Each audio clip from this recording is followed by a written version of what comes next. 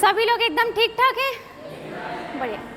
New student से थोड़ा सा इंट्रोडक्शन लेना चाहेंगे, बाकी तो हम लोगों से परिचित हैं अच्छी तरीके से। हाँ जी, स्टार्ट करिए, नाम बताएं।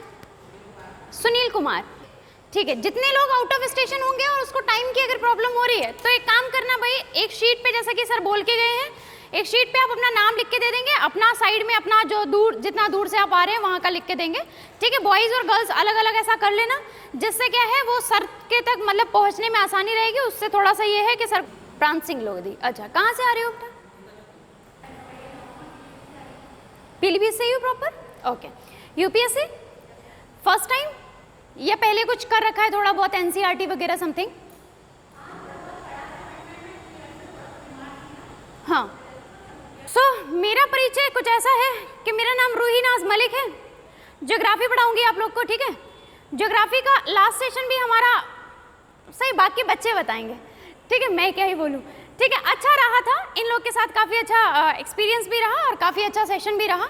वही सारी चीज़ें अभी मैं आप लोग को जब ये सिलेबस बताने वाली हूँ उसमें आप लोग फील करेंगे कि हमने क्या क्या चीज़ें कंप्लीट की हैं। और जो मैंने बोला आपको कि हम 40% या 30% कोर्स कवर अप कर पाए हैं, तो आप लोग को बिल्कुल क्लियरली यहाँ से शो ऑफ हो जाएगा, जैसे कि मैं आप लोग को सिलेबस बताने वाली हूँ। लास्ट सेशन में हमने जैसे कि सिलेबस भी ज़्यादा डिस्कस नहीं किया था बिकॉज ऑफ टाइम, बिकॉज हमारे पास बहुत ही कम टाइम था। राइट, टाइम की प्रॉब्लम की वजह से चीज़ें ज़्यादा अच्छे से नहीं हो पाई। एट प्रेजेंट हमारे पास टाइम ठीक ठाक है, अच्छा खासा टाइम है, तो हम इसको अच्छे से करेंगे। शो तो देखो, पहली बात तो हम बात करते हैं यूपीएससी प्रीलिम्स की। यूपीएससी प्रीलिम्स की अगर हम बात करें तो सभी लोग जानते ही होंगे थोड़ा बहुत, तो मैं सिलेबस फिर भी थोड़ा सा डिस्कस करना चाहूँगी। सबसे पहली बात तो ये नए मार्कर ऐसे चलते हैं।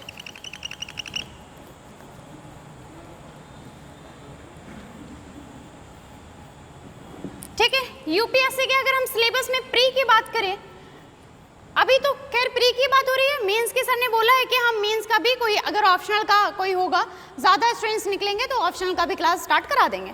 तो होप सो वो हो जाए तो अच्छा है, लेकिन अभी फिलहाल के लिए हम प्री की बात करते हैं। This is the first stage. Right, इसमें हमारे पास दो पेपर होते हैं, जिसमें कि फर्स्ट क्या होता है, एक तो जीएस पेपर होता है, सेकेंड हमारे पास दूसरा एक क्वालिफाइंग पेपर होता है। और क्वालिफाइंग कौन सा होता है? सी सेट। सी सेट होता है, ये सी सेट क्वालिफाइंग होता है। क्वालिफाइंग मतलब 33% ले आओ या 66 मार्क्स ले आओ। ये हमारा 33% ले आओ या 66 मार्क्स ले आओ। इसमें पेपर कितने का होता है, कितने मतलब क्वेश्चंस का? 100 क्वेश्चंस का, नहीं सॉरी 80 क्वेश्चंस का पेपर। हाँ ठीक है, एक मिनट, 80 क्वेश्चंस का पेपर है, 200 मार्क्स है। ठीक है, इसमें से हमें करना क्या होता है, या तो 33% लेके आनी होती है या फिर हमें क्या करना है 66% लेके आनी होती है। थोड़ा सा इसके बारे में बता देते हैं क्या आता है इसमें। देखो, कॉम्प्रिहेंशन आते हैं, इंग्लिश और हिंदी दोनों में आपको मिलते हैं, अवेलेबल होते हैं, इसमें आपको घबराने की बिल्कुल भी टेंशन लेने की जरूरत नहीं है। दूसरी लॉजिकल रीजनिंग की बात होती है इसमें। किसकी बात होगी? लॉजिकल रीजनिंग की बात होगी। थर्ड अगर हम इसमें बात करें तो हमारे पास रीजनिंग हो गई, कॉम्प्रिहेंशन हो गई, जो हमारे पास इंग्लिश और हिंदी दोनों में अवेलेबल होते हैं। और हमारे पास होता है क्वांटिटेटिव एप्टीट्यूड, दैट मीन्स हमारे पास मैथ होता है। क्या होता है भाई? मैथ्स होता है। तो ये तीन चीज़ें आपको क्लियर करने के लिए चाहिए होती। बहुत हाई लेवल नहीं होता, लेकिन बिल्कुल भी छोड़ना भी नहीं होता है। ठीक है, 1 से 2-3 महीने तक अपने क्वांटिटी के हिसाब से, अपनी कैपेसिटी के हिसाब से हमें पढ़ना होता है।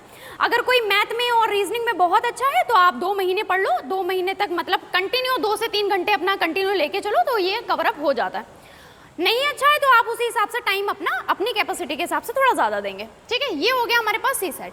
दूसरी बात करते हैं हम जीएस पेपर की। जीएस पेपर होता है हमारे पास, इसमें क्या क्या होता है? फर्स्ट ऑफ ऑल हम बात करें, हिस्ट्री होता है, जियोग्राफी होता है, पॉलिटिकल साइंस होता है, पॉलिटी जिसमें हमारा कॉन्स्टिट्यूशन पॉलिटी दोनों आ जाता है। ठीक है, इन्वायरमेंट होता है जो बहुत ही इंपॉर्टेंट रहेगा। ठीक है, EN कहाँ गया? इन्वायरमेंट होता है। उसके बाद अगर हम बात करें तो इसमें और क्या होता है? साइंस एंड टेक होता है। क्या होगा भाई? साइंस एंड टेक होगा, साइंस एंड टेक होता है। कुछ बचा है? करंट तो होता ही है, वो हम लिखेंगे ही लिखेंगे, वो तो इकोनॉमी होती है। ठीक है, एक क्या होता है भाई? इको। बहुत ही अच्छा पार्ट है। इस बार तो काफी क्वेश्चंस आए हैं, सभी को पता है। कितने क्वेश्चंस आए हैं? 20 क्वेश्चंस इको से थे इस बार। जागे रहो, ऐसे सोना नहीं है। 20 क्वेश्चंस कहाँ से थे भाई? इको से थे। यूपीएससी देखा था जो 5 तारीख को हुआ था अभी? किसी ने देखा है? अच्छा मेरे को बता दो थोड़ा सा, किसी ने देखा है? अरे अपन लोग ने देखा है। हाँ आप लोग किसी ने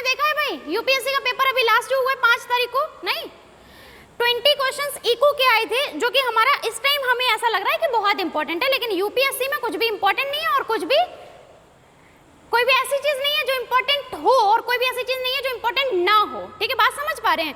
अभी हम इसको देख करके सिर्फ मतलब इको नहीं पढ़ेंगे कि इको पढ़ते जा रहे हैं, नेक्स्ट मंथ पता लगा जब नेक्स्ट ईयर जब पेपर हुआ तो उसने उठा के ज्योग्राफी के क्वेश्चन सबसे ज्यादा रख दिए, क्योंकि यूपीएससी है भाई, पैटर्न ऐसे ही चेंज करता है तो दिक्कत आ जाती है हर साल। एक बार हुआ था अभी 2019 का पेपर था, कब करंट अफेयर्स के जब हमसे कितने क्वेश्चन पूछे गए थे, लगभग 34 के अप्रॉक्सीमेट, तो सारी कोचिंग वालों ने करंट अफेयर्स पढ़ाना शुरू कर दिया था, सिर्फ करंट अफेयर्स पे फोकस। फिर पता चला नेक्स्ट सेशन में करंट अफेयर्स नहीं आकर के सबसे ज्यादा क्वेश्चन आए थे इन्वायरमेंट से, सबसे ज्यादा क्वेश्चन आए थे इन्वायरमेंट से। ठीक है, तो ये चलता रहता है। तो ये हमारा प्रीलिम्स। बात करते हैं मेंस की थोड़ा सा। ठीक है, अगर हम मेंस की बात करें भाई, तो मेंस में आप लोग जरा बताएंगे कितने पेपर होते हैं? टोटल पेपर पता है किसी को मेंस के? देख, ठीक है, वेरी गुड। मेंस के अगर हम टोटल पेपर की बात करते हैं, टोटल, ठीक है, तो टोटल पेपर हमारे पास 9 होते हैं। कितने होंगे भाई? 9 होंगे। फर्स्ट हम बात करते हैं जीएस। ठीक है, जीएस का पेपर कितने होते हैं हमारे पास? First, second, third, fourth. Second, third, fourth, ये 4 पेपर हमारे पास जीएस के होते हैं, जिसमें कि फर्स्ट क्या होता है थोड़ा थोड़ा सा बता देते हैं। ठीक है, मेंस के हिसाब से फर्स्ट क्या होता है? जीएस के फर्स्ट पेपर में क्या होता है भाई? फर्स्ट में होता है हिस्ट्री, ज्योग्राफी, क्या होता है सोसाइटी, और एक क्या चीज होता है आर्ट एंड कल्चर भी इसी में आता है, right? Society and art and culture. तो जीएस फर्स्ट पेपर हो गया। सेकंड पेपर की अगर हम बात करें तो सेकंड पेपर कौन कौन सा होता है भाई? क्या क्या होता है मतलब उसमें? पॉलिटी की बात करें और फिर IR, that means international relation. ठीक है, थर्ड पेपर की अगर हम बात करते हैं तो इको, इकोनॉमिक्स। ठीक है, उसके बाद अगर हम बात करें तो साइंस एंड टेक, और छोटे छोटे सेगमेंट और भी हैं जो छोटे छोटे साइंस एंड टेक से रिलेटेड वाले वो इसी में आते हैं। फोर्थ की अगर हम बात करें तो इथिक्स। ठीक है, एथिक्स की अगर हम बात करेंगे, एथिक्स तो हमारा किस में आएगा? जीएस पेपर 4 में। ये हमारा एक सेगमेंट पूरा हुआ है सिर्फ मेंस का। ठीक है, ये हमारे कितने हो गए? 4। कितने कितने मार्क्स के आते हैं? 250-250। कितना होता है भाई? 250। ठीक है ना, और ये रिटन एग्जाम होता है भाई, सभी को पता होना चाहिए। ये कैसा होता है? रिटन एग्जाम होता है। टोटल मार्क्स अगर हम जीएस में देखें तो कितने बने? 1000। तो 1000 मार्क्स जो बनते हैं वो हमारे किससे बनते हैं भाई?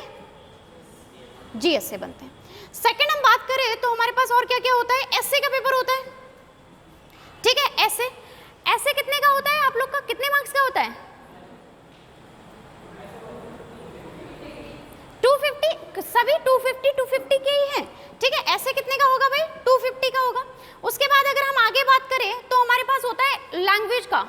लैंग्वेज एक तो हमारे पास कंपलसरी होती है जो कि इंग्लिश होती है, जिसको सबको करना है। ठीक है ना, कोई भी छोड़ नहीं सकता, लेकिन डरना नहीं है, एक ही पेपर तो होता है, निकाल लेंगे जैसे तैसे करके, जो भी होगा देख लेंगे।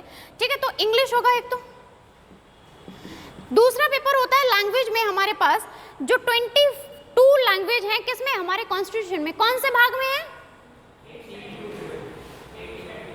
8 शेड्यूल, हाँ, अनुसूची 8 में। अनुसूची 8 में जो हमारे संविधान के अंदर 22 भाषाएं रखी गई हैं, 22 भाषाओं का उल्लेख है, उन सारी 22 भाषाओं में से आप कोई भी एक भाषा ले सकते हैं, एक लैंग्वेज ले सकते हैं, उसका पेपर दे सकते हैं। ठीक है ना, आपको कन्नड़ी लेनी है तो आप कन्नड़ ले लीजिए, आपको हिंदी लेनी है आप हिंदी ले सकते हैं, आपको पंजाबी लेनी है आप पंजाबी ले सकते हैं, आपको उर्दू लेनी है आप उर्दू ले सकते हैं। ये सारी भाषाएं वैसे उसमें हैं। ठीक है, कॉन्स्टिट्यूशन में हमारे हैं। तो एक आपकी वो लैंग्वेज होगी, एक लैंग्वेज कंपलसरी वाली होती है, ये कंपलसरी है। ठीक है, और एक लैंग्वेज जो आप चूज करेंगे, जिसमें हम हिंदी मान लेते हैं, सभी लोग हिंदी लेने वाले हैं, कोई पंजाबी उर्दू तो लेने वाला है नहीं, हमें तो नहीं लग रहा शक्ल से, वैसे सब हिंदी वाले लग रहे हैं। सही है, अपन लोग हिंदी वाले हैं भाई, हम हिंदुस्तानी है कि नहीं है। तो दूसरी ये हो गई। उसके बाद अगर हम बात करें तो एक पेपर हमारा होता है भाई ऑप्शनल, मोस्ट इंपॉर्टेंट। किसका होता है भाई? ऑप्शनल। तो भाई इसमें कहा जाता है कि आप इसमें स्कोर कर लीजिए बढ़िया।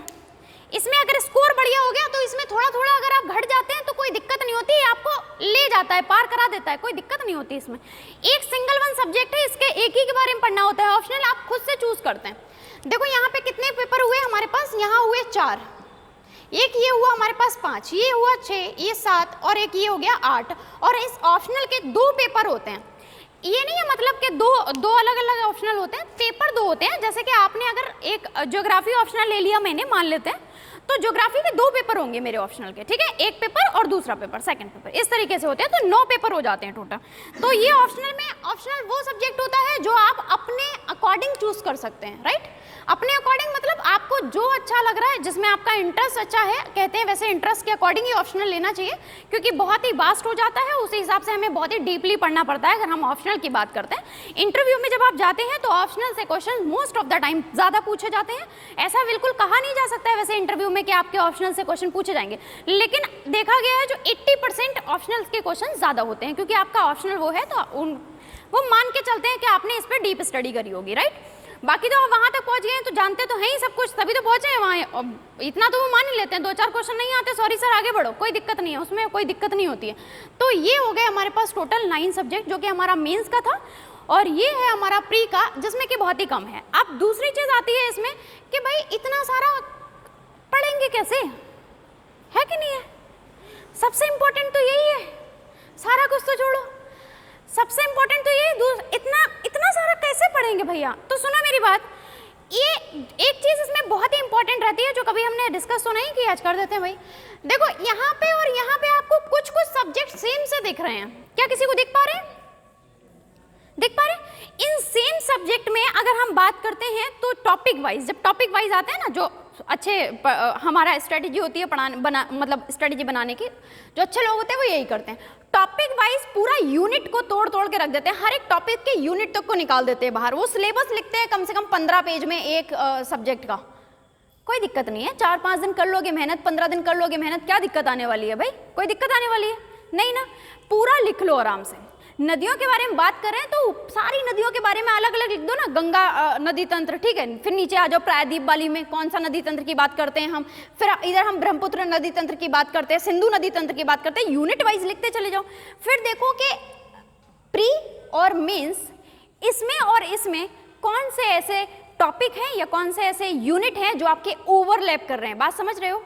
ओवरलैप कर रहे हैं, जो ओवरलैप कर रहे होते हैं वो हमको प्री के हिसाब से भी पढ़ने होते हैं और वो हमें मेंस के हिसाब से भी पढ़ने होते हैं, और वही स्मार्ट स्टडी होती है। आपको प्री में पढ़ना है और वही मेंस में पढ़ना है। दैट मीन्स क्या है, आप दोनों जगह जाकर के नहीं पढ़ेंगे, आप क्या करेंगे, प्री में पढ़ लिया है और उसी को फिर डीप स्टडी वहीं करेंगे कि आपको मेंस में भी वही कंप्लीट करना है। समझ रहे हैं? इतनी बात सब लोग समझ रहे हैं? ठीक है, तो पहले तो हमें सिलेबस का क्लियर होना चाहिए भाई, सिलेबस पता होगा तभी तो चीज़ें हो पाएंगी, सिलेबस ही नहीं पता होगा तो कैसे हो पाएगा। यूनिट वाइज हो गया या फिर हम टॉपिक वाइज बोलें तो नॉर्मल सी अगर हम बात करें, यहाँ की अगर हम बात करें मेंस की, तो जीएस फर्स्ट पेपर में इतना ही लिखा हुआ है, भारत का इतिहास, भूगोल, ये सोसाइटी को हम क्या बोलते हैं, समाज एंड संस्कृति, इतना ही है सिलेबस। ठीक है, इसको डिफाइन तो हम लोग को करना है ना, कहाँ तक जा रहा है यूपीएससी, कहाँ तक लेके गया है, प्रीवियस ईयर के क्वेश्चंस कहाँ आते हैं हम। फिर जब हम थोड़ा सा डीप में जा करके उसके क्लिक करके थोड़ा खोलते हैं तो थोड़ी चीज़ें और मिल जाती हैं कि ये कहाँ से चीज़ें लेने की बात कर रहा है। बाकी एक दूसरा भ्रम आप लोग का तोड़ना चाहेंगे, यूपीएससी कहीं से भी पूछ लेता है, ऐसा बिल्कुल भी नहीं है। यूपीएससी अपने सिलेबस से पूछता है, हर एक संस्था ने अपना सिलेबस मेंटेन किया हुआ है और वो सिलेबस के बाहर कभी नहीं जाता है। ठीक है, उसने करंट की बात की हुई है तो भाई वो कहीं से भी पूछे, अब पूरा करंट की बात तो वो कर ही रहा है ना, उसने ये तो नहीं कहा मैं इंडिया के करंट की बात करूंगा सिर्फ। अब आप कह रहे हो वो कहीं से भी पूछ लेता है, ऐसा बिल्कुल भी नहीं है, वो कहीं से नहीं पूछता है, वो बिल्कुल अपने सिलेबस से पूछता है, बाहर से यूपीएससी कुछ भी नहीं पूछ रहा है। ठीक है, होप सो आपको सिलेबस थोड़ा सा क्लियर हुआ हो। बाकी के ज्योग्राफी के सिलेबस की हम लोग बात करेंगे कंप्लीट। हाँ, लाइट क्यों चली गई? वजाहत, लाइट का इंतजाम नहीं किया था तुमने? किसका इन्वर्टर खराब पड़ा? समाज कल्याण अधिकारियों का या ड्रमंड का? अच्छा, बजट तो कभी नहीं होता है।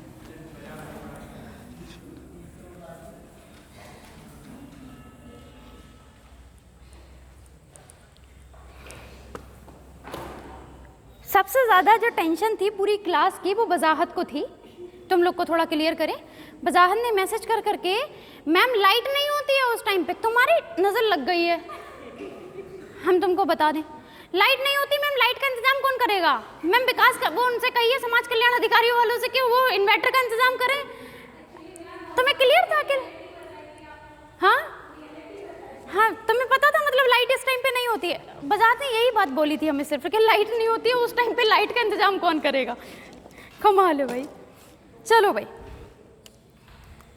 प्रीलिम्स के अगर हम ज्योग्राफी के सिलेबस की बात करें तो हम बात करेंगे इसमें भाई, देखो दो चार चीजें ऐसे यूनिट वाइज बताएंगे, उसमें सारी चीजें आपको लिखते जाना है, क्योंकि हर एक पॉइंट को हम जब पढ़ाएंगे ना तो वहां से पूछेंगे आपका कि सिलेबस का कौन सा पार्ट है ये। तो सिलेबस के पार्ट एकदम क्लियर होने चाहिए। आप लोगों ने यूपीएससी में जो टॉपर्स वगैरह होते हैं उनके इंटरव्यू सुने होंगे कि हमें सिलेबस एकदम टिप पे था, कहते हैं ना वो लोग कि सिलेबस एकदम टिप पे था, तो हमें पता चल जाता था कि कहाँ से इंपॉर्टेंट है, क्या चीज जो हम पढ़ रहे हैं वो हमारे लिए इंपॉर्टेंट है या नहीं है, क्योंकि सिलेबस हमें क्लियर था। तो सिलेबस अगर क्लियर होगा तो ऐसा कुछ नहीं है कि वही टॉपर थे, आप लोग भी टॉपर बन सकते हैं। सपना देखने में क्या जाता है, एक दिन पूरा भी कर लेंगे, दिक्कत थोड़ी ना है। भारत एवं विश्व का भूगोल इतना डाले आप पहले,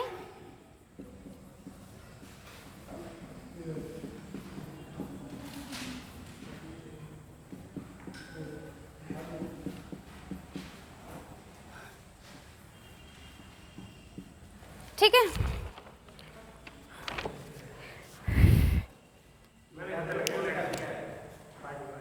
क्या हो गया? अच्छा, तुम्हें यहाँ बैठे बैठे सब पता चल जाता है।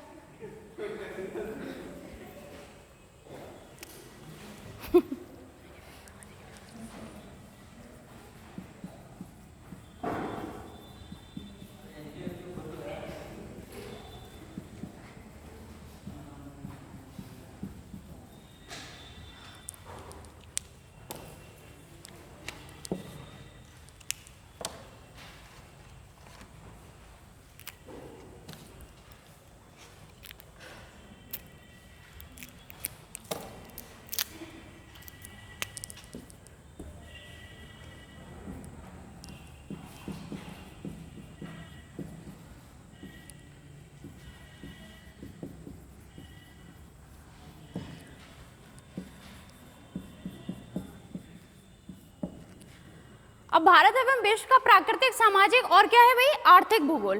अब इसमें हम बात करेंगे अलग अलग, सामाजिक क्या है और ये आर्थिक क्या है, और उसके बाद हमारा क्या है भाई, प्राकृतिक क्या है। प्राकृतिक के बारे में मोस्ट ऑफ द लोग जानते ही हैं कि प्राकृतिक भूगोल की बात कर रहे होते हैं। दैट मीन्स हम किसकी बात कर रहे हैं?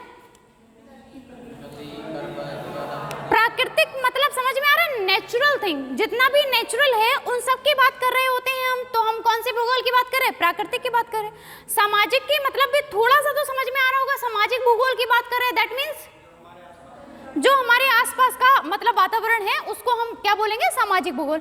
अब जब हम आर्थिक भूगोल की बात करेंगे, दैट मीन्स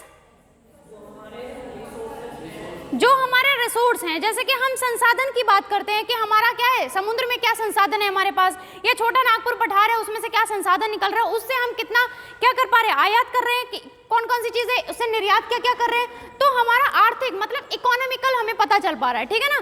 किसी को अगर दिक्कत आ रही हो तो पूछ लेना, हिंदी इंग्लिश में कोई दिक्कत हो रही, ठीक है ना। तो ये चीजें क्लियर कर लेना। भारत का सामान्य परिचय की बात करें अगर हम, भारत का सामान्य परिचय की अगर हम बात करें सिलेबस में,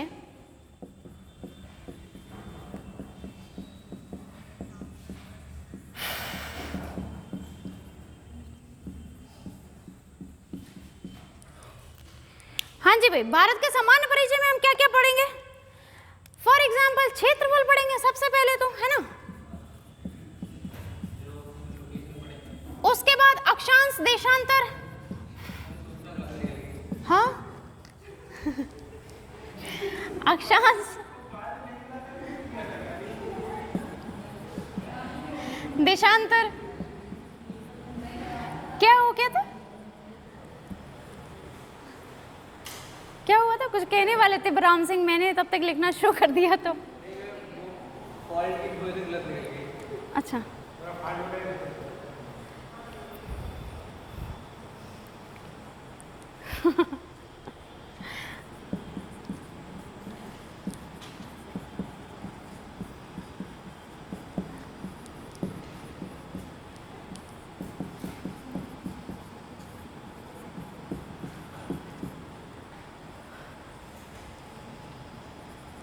वैसे ये जो बाहर लोग हैं क्या सीन है?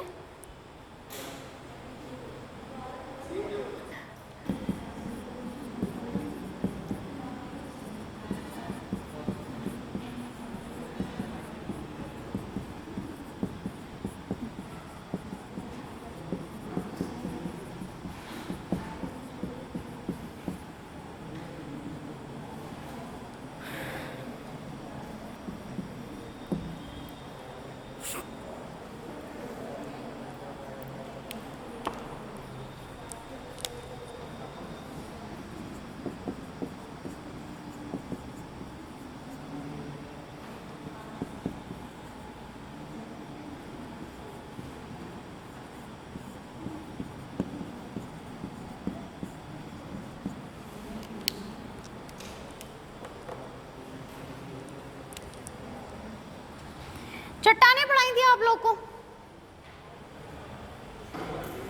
ठीक है। भूगर्भिक संरचना में वही सब पढ़ते हैं हम। फटाफट से बताओ, फर्स्ट वाली आर्कियन क्रम की चट्टाने,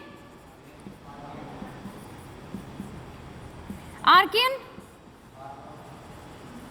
धारवाड़ क्रम की चट्टाने, ठीक है। हाँ जी,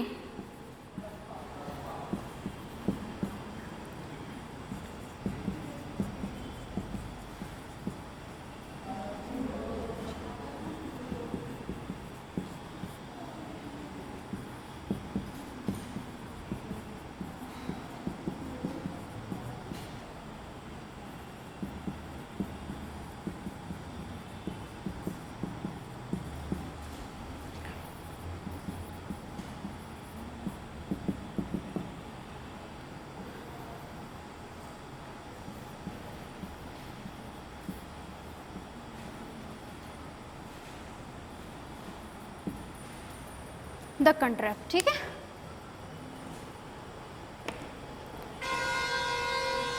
एक रह गई है शायद, गोंडवाना क्रम की चट्टाने, क्या हो गया?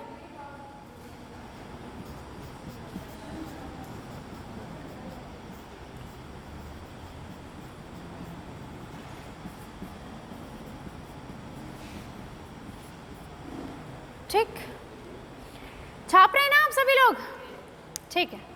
हाँ, फटाफट से छापते चले साथ साथ, बहुत लंबा सिलेबस है, 2-3 पेज का। अच्छा ठीक, लेकिन हमारी साइड से तो कोई नहीं जाएगा ना, क्यों ऑन दे रहे हैं? ठीक, चलो फटाफट से छाप लो भाई।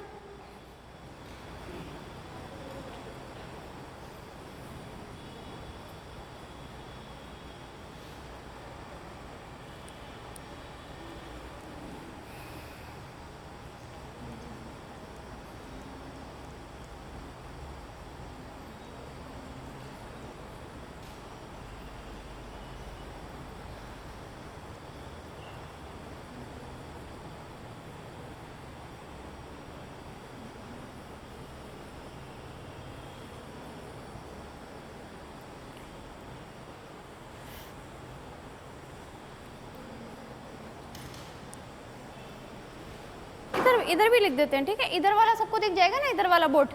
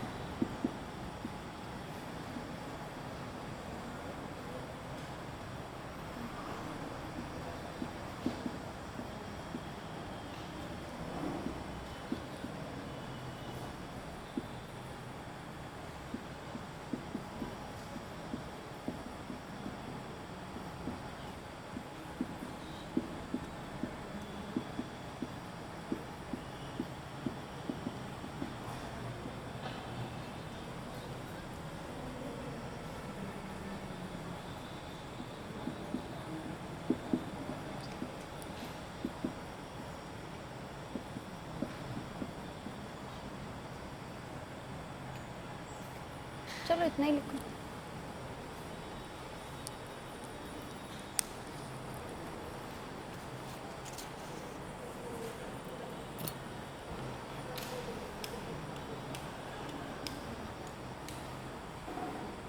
इसमें द्वीपीय प्रदेश रह गए, वो भी लिखें।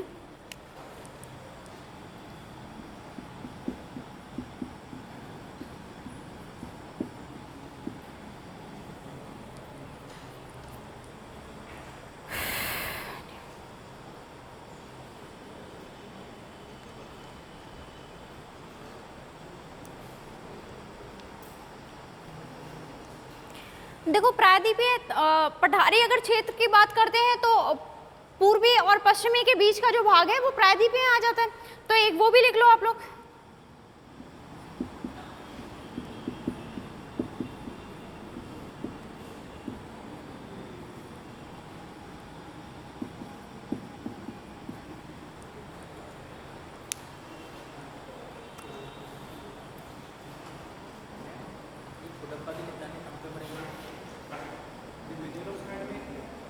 कौन सा साइड में आराम से?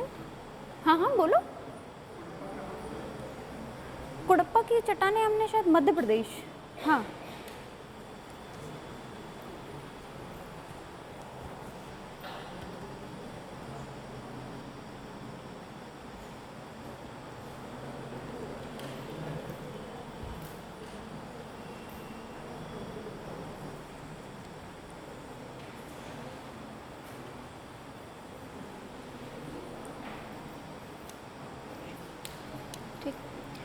यहाँ तक आ गए सभी लोग? हिमालय के बारे में भी लिख लें।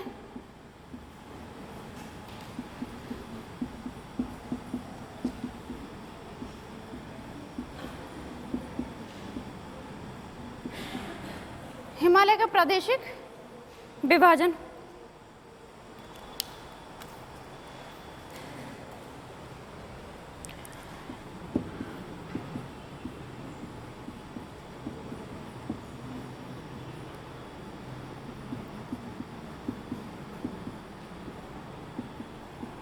हिमाचल हिमालय को ही पंजाब हिमालय कहते हैं, कुमाऊं हिमालय।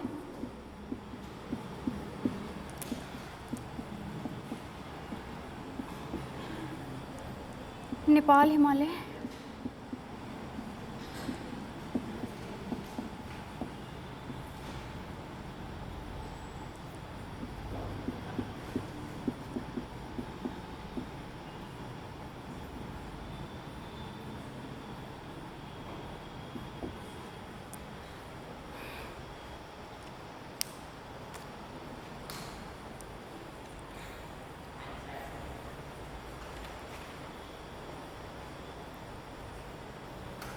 हाँ जी भाई, पुराने वाले जो अपने स्टूडेंट्स हैं इनको कुछ कुछ लग रहा है कि पढ़ा हुआ सा आ रहा है सब कुछ?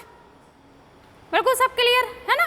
अभी आगे थोड़ा सा जाएंगे क्लाइमेटोलॉजी वगैरह पे तो थोड़ा थोड़ा लगेगा कि अपन लोगों ने नहीं पढ़ा है, बट कोई बात नहीं, हम लोग सभी अभी थोड़ा और अच्छे से पढ़ेंगे क्योंकि पहले थोड़ा सा ऐसे ही पढ़ा था, अभी थोड़ा सा ब्रीफ में जाके पढ़ेंगे तो और अच्छे से समझ में आएंगी सारी चीज़ें, और आप लोग को भी समझाएंगे, तो आप लोग को बिल्कुल बेसिक से समझाएंगे इनको, ठीक है? इनको छोड़ते हुए चलेंगे तब तो आप लोग टेंशन नहीं लेंगे कुछ भी, ठीक है? बस हम ये पूछ रहे हैं कि आप लोगों ने ये सब पढ़ा है ना, हमने पढ़ाया है, आपको याद आ रहा है कि नहीं आ रहा है? सिडनी बुराड के अंतर्गत ये हमने पढ़ा था, नदियों के ऊपर उन्होंने विभाजन किया था हिमालय का, ये सब अपना पढ़ेंगे और अपना वो भी पढ़ेंगे। फिर हिमालय को ऊपर से नीचे के क्रम में कैसे करके पढ़ते हैं भाई? बृहद हिमालय, फिर मध्य हिमालय, उसी को हम आंतरिक हिमालय, उसके बाद बाह्य हिमालय, वो भी पढ़ेंगे हम लोग। फिर ऊपर अगर हम जाते हैं ट्रांस हिमालय में, तो ट्रांस हिमालय में हम 3 श्रेणी पढ़ते हैं, काराकोरम, लद्दाख, जास्कर, वो भी अपन लोग पढ़ेंगे। वो सारी चीजें हिमालय में आ जाएंगी। हमने सिर्फ एक सिडनी बुराड वाला लिख दिया, आप लोग इतना कर लेंगे तो हमारा हिमालय, हम देखेंगे कि हिमालय जहां से भी हम पढ़ेंगे वो कंप्लीट यूनिट होती चली जाएगी हमारी, ठीक है ना? हाँ, मतलब पूर्वी तट की बात कर रहे हैं और पूर्वी तटीय मैदान की बात कर रहे हैं, दोनों अलग अलग क्षेत्र होते हैं ना, पूर्वी तट अलग है, पूर्वी तटीय मैदान अलग है, ठीक है? तो दोनों की बात कर ली हमने, पूर्वी तट और पूर्वी तटीय मैदान, पश्चिमी तट और पश्चिम तटीय मैदान, ठीक है? यूनिट अलग अलग हैं दोनों, लेकिन हमने इसीलिए स्लैश उसमें लगा दिया, ऑब्लिक लगा दिया, आप लोग दोनों समझ जाएंगे, ठीक है? अब भारत का अगर अपवाह तंत्र की बात करें तो सभी लोग थोड़ा थोड़ा तो नदियों के बारे में सब जानते हैं हम लोग।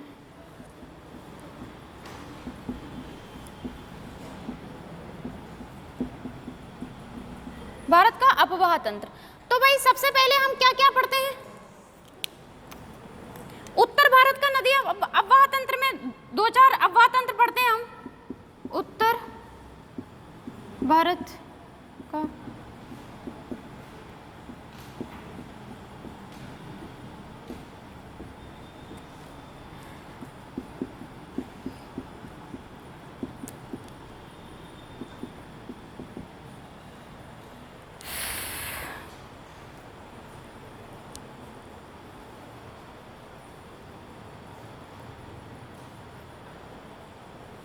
एक बहुत ही इंपॉर्टेंट चीज जो मैंने लास्ट में बिल्कुल आप सभी लोगों को बताई भी थी, मुख शब्दावली, ठीक है? दायरा इसका सीमित नहीं है, बहुत वास्ट है, लेकिन हमें करना तो पड़ेगा, ठीक है ना? मुक्त शब्दावली, जो मुख्य मतलब शब्दावली होती है वो भी हम इसमें देखेंगे, नदियों से रिलेटेड जो भी है। उसके बाद हम देखेंगे अंतरराष्ट्रीय, नहीं मतलब अंतरराष्ट्रीय तो हमारा क्या होता है? इंटरनेशनल। राष्ट्रीय के अंदर जो हमारा नदी जल विवाद है वो सारे भी हम इसी में देखेंगे। नदी जल विवाद मिलता है ना आप लोग को, अभी बहुत ही रिसेंट में कौन सा चल रहा है करंट में? मध्य प्रदेश और सही है, मध्य प्रदेश और कौन सी नदी पे है?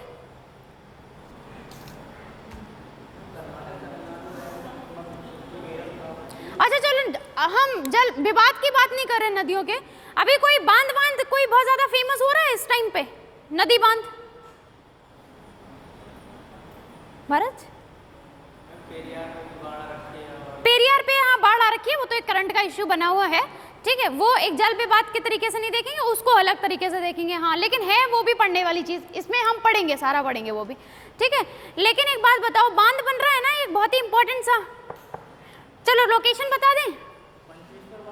पंचमेश्वर भी बन रहा है, उत्तर प्रदेश, और हमारा उत्तर प्रदेश की अगर हम बात करें, मध्य प्रदेश केन बेतवा लिंक पे जो बांध बना रहे हैं, इतना इंपॉर्टेंट चल रहा है भाई, है ना, इशू काफी बड़ा इशू है। ये सारे बांध वगैरह भी जो आएंगे हमारे नदी तंत्र के अंदर ही पड़ेंगे, क्योंकि क्या है, एक नदी है केन और एक है कौन सी, बेतवा, दोनों को मिलाने की मतलब संयुक्त परियोजना चल रही है। कौन कौन से राज्य की है? अभी तो बोला हमने, उत्तर प्रदेश और मध्य प्रदेश। उत्तर प्रदेश के नीचे ही मध्य प्रदेश आता है कि नहीं आता है? सारे लोग मध्य प्रदेश में पहुंचे कि नहीं भी पहुंचे हैं तो कोई बात नहीं, जब हम स्टार्ट करेंगे तो इंडिया में आपको मध्य प्रदेश और उत्तर प्रदेश और 7 सिस्टर सारा घुमा के लाएंगे आराम से। फिर जैसे ही हम कोई भी स्टेट का नाम लेंगे, आप वहां पर पहुंच जाना चाहिए, आप वहीं खड़े मिलना चाहिए हमें, हम बता रहे हैं, ठीक है। तो ऐसे करके मध्य प्रदेश और उत्तर प्रदेश की जब हम बात करते हैं तो मतलब क्या है भाई, ये केन बेतवा लिंक परियोजना चल रही है बहुत बड़ी। कौन सा नाम क्या है बांध का वैसे, कोई बताएगा? किसी ने देखा हो वो YouTube खोल के स्क्रॉल करने पे कहीं पे केन बेतवा लिंक टाइप का कुछ दिखा हो, हट के शॉर्ट्स वीडियोस से हट के अगर कुछ ऐसा दिख गया हो कभी पढ़ने वाला? नहीं, पढ़ने वाला आता ही नहीं है मैम हमारे YouTube में, खत्म करो। चलो इसी में लिखेंगे विभिन्न अंतरराज्यीय नदी विवाद, विभिन्न अंतरराज्यीय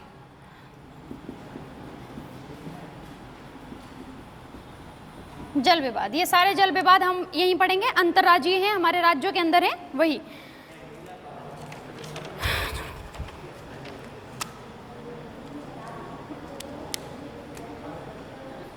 इसको हटा दें, इसको कैसे हटाएंगे? हाँ हटवा देते हैं इसको, 1 मिनट रुक जाए, थोड़ा उधर, इसको भी कर दो भाई।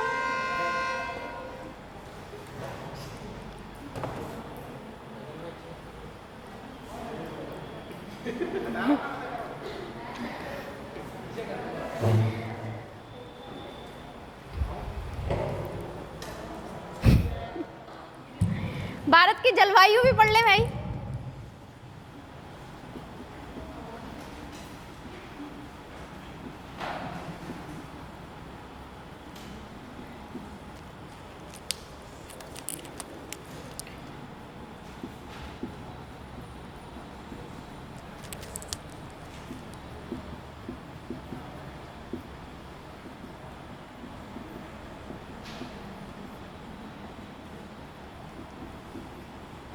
भारत की जलवायु की सामान्य जानकारी हम पढ़ेंगे भाई। भारत की जलवायु कैसी है, आप हम लोग को सबको पता है कैसी जलवायु है, उष्ण कटिबंधीय। वैसे उष्ण कटिबंधीय और उपोष्ण कौन सी होना चाहिए थी? शीतोष्ण कटिबंधीय होना चाहिए थी, है ना।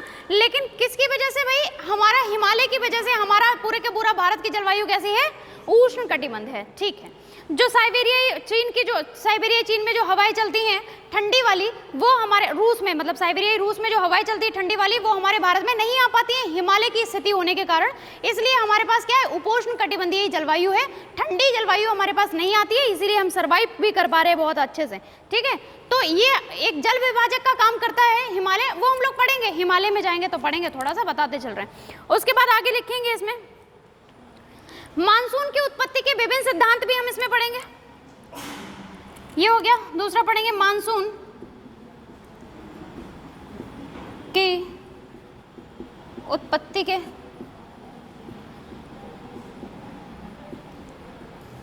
विभिन्न सिद्धांत,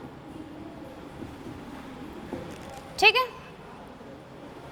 मानसून की उत्पत्ति कहाँ से हुई है, ठीक है, इसके कौन किस किसने सिद्धांत दिए हैं अलग अलग, वो इंपॉर्टेंट रहते हैं हमारे लिए। और एक चीज हम आपको बता दें थोड़ी सी, भारत की जलवायु एक ऐसा सेगमेंट है कि यहाँ से यूपीएससी क्वेश्चन ना पूछे उसकी सटती नहीं है। सही है, मतलब सिंपल सी बात है, हर साल 2 का वेटेज रहता है, कभी 1 का वेटेज रहता है, मतलब 0 क्वेश्चन यहाँ से बिल्कुल भी नहीं गया यूपीएससी का, 0 क्वेश्चन नहीं जाता, यहाँ से क्वेश्चन बनता ही बनता है जलवायु से, ठीक है ना। यूपीएससी के आप प्रीवियस ईयर पेपर उठाएंगे तो आपको सारी चीजें मिल जाएंगी। तो ये बहुत ही इंपॉर्टेंट सेगमेंट रहेगा, यहाँ से हमें थोड़ा सा ध्यान रखना है, मतलब बताएंगे बाकी आगे क्या क्या होने वाला है। अब इसमें भी प्रमुख शब्दावली की बात करेंगे। भाई नहीं दिख रहा है, ये लो, हम ट्रांसपेरेंट हो जाएंगे कल से, ठीक। ये बड़ी दिक्कत रहती है, ये दिखता नहीं है, थोड़ा ऊपर प्रोजेक्ट वगैरह होना चाहिए, प्रोजेक्टर वगैरह, तो हम बोलते नहीं है खड़े होकर, वो ऊपर से दिखता रहे। करवाओ बजात कुछ प्रोजेक्टर वगैरह का, लखनऊ तक से पहुंचे तुम्हारी, कह रहे थे ऐसा।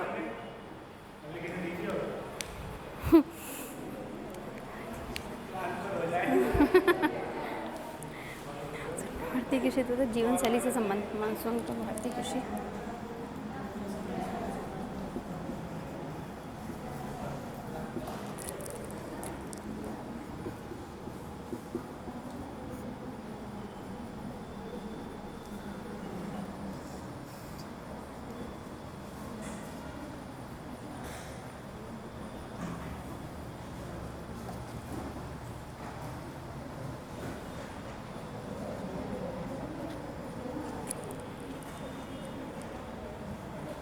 ठीक है। मानसून का भारतीय कृषि तथा जीवन शैली पर क्या महत्व है वो भी हम पढ़ेंगे, ठीक है।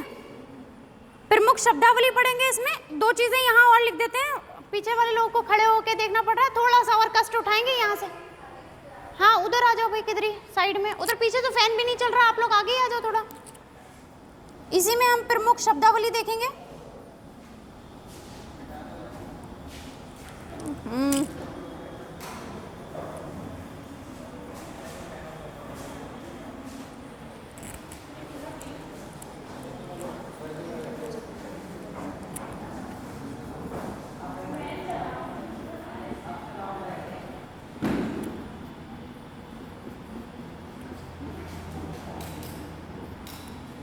ठीक है, भारत में वर्षा का वितरण, मतलब वर्षा देखेंगे हम भारत में कहाँ पे कितनी, 200 सेंटीमीटर कहाँ पे हो रही है, 250 सेंटीमीटर कहाँ पे हो रही है, 200 सेंटीमीटर में कौन सी वनस्पति होती है, कौन सी कृषि की जाती है, ये सारी चीजें हम लिंक कर करके एक दूसरे से पढ़ेंगे यूनिट को। अब यहाँ पे वितरण मतलब ऊपर हम देखते हैं, जब हम देखते हैं तमिलनाडु में कौन से कोंकण क्षेत्र में बात करेंगे या हम बात करें इधर कोरोमंडल वाली की, कोरोमंडल पर कितनी वर्षा होती है? अच्छा जी, कोंकण मतलब तट पर कितनी वर्षा होती है तमिलनाडु के? 250 है ना, 250। वहां पे कौन सी वनस्पति होती है, रबर वगैरह की जो खेती है वो उधर करी जाती है, काजू की खेती अधिक वर्षा में की जाती है। तो देखा होगा आपने, कहावा की बात नहीं करते हैं, उधर मिल जाती है थोड़ी वृष्टि छाया प्रदेश में। तो ये जो है हम उधर देखेंगे कि कहाँ पे वर्षा का वितरण कैसा कैसा है, कहाँ पे वर्षा कितने सेंटीमीटर हो रही है और कितने सेंटीमीटर वर्षा पे कौन सी वनस्पति उग रही है और कौन सी कृषि हम कर पा रहे हैं, जीवन शैली पर क्या प्रभाव पड़ेगा वो तो हमें सीधे पता चल जाएगा जब हमें कृषि से ही हमारा क्या होता है, जीवन शैली का प्रभाव पता चल जाता है। ठीक है, तो मोस्ट इंपॉर्टेंट अगर हम देखें तो हमारे क्या है, इंडिया के लिए कृषि मोस्ट इंपॉर्टेंट है। इस पर अगर हम बात करें तो हमारे इंडिया की कितनी % जनसंख्या इस पर निर्भर रहती है, कृषि पर? लगभग कितनी % जनसंख्या कृषि पर निर्भर है? कौन से आंकड़े हैं भाई ये वाले, मतलब नहीं बताना तो पड़ेगा ना, कौन से आंकड़े?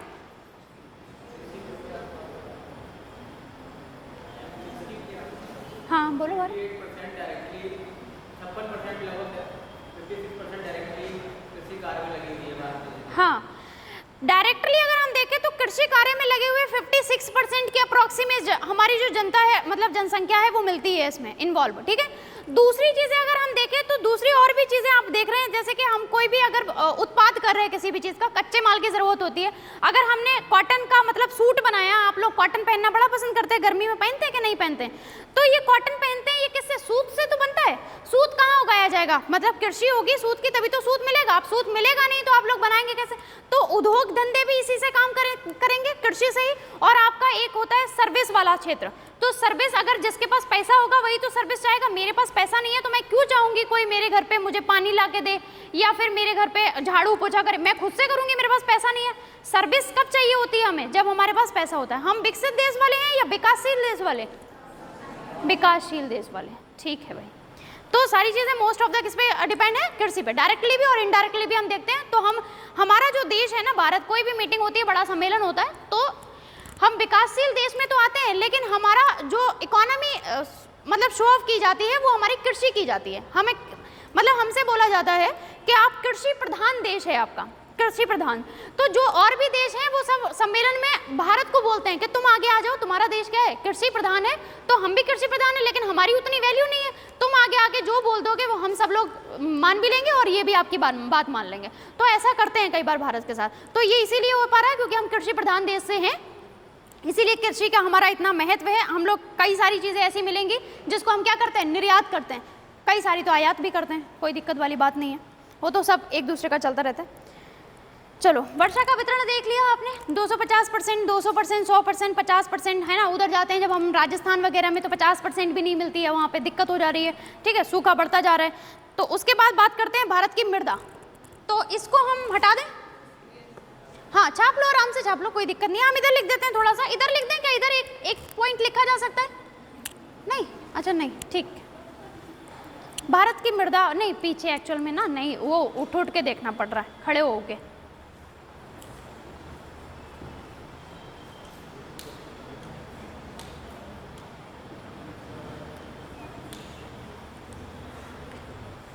सिलेबस एक बार टूटा टूटा सा मिल जाता है हमें तो फिर इजी सा लगने लगता है कि ये वाला जैसे ही आपका भारत में अववाह तंत्र में आप उत्तर भारत की नदियां कर लोगे, आप इस पर टिक लगा दो, ये मेरा कंप्लीट हो गया है। सिलेबस में अपना टिक लग गया भाई, कंप्लीट हो गया। आपको बिल्कुल ये याद हो जाएगा कि उत्तर भारत की नदियां कंप्लीट कर ली। उसमें उत्तर भारत में आपसे कोई पूछेगा कौन कौन से कंप्लीट किए, आप तुरंत से पहले बता दोगे सिंधु, गंगा, ब्रह्मपुत्र, 3 ही आती है। हमारा सिलेबस हमें कंप्लीट। उसके बाद जैसे ही आपने देखा शब्दावली में, तो चलो सभी में शब्दावली चलती है, आपने देखा दक्षिण भारत की नदियों में, तो दक्षिण भारत की जैसे ही आप कंप्लीट करो, यहाँ आके टिक लगा दो, ये मेरी कंप्लीट हो गई है। वीक में इसको रिवाइज करना है, वो उसके ऊपर ही लिख दो सिलेबस के ऊपर कि इसमें इसको क्या है, वीक में एक बार रिवाइज करना है।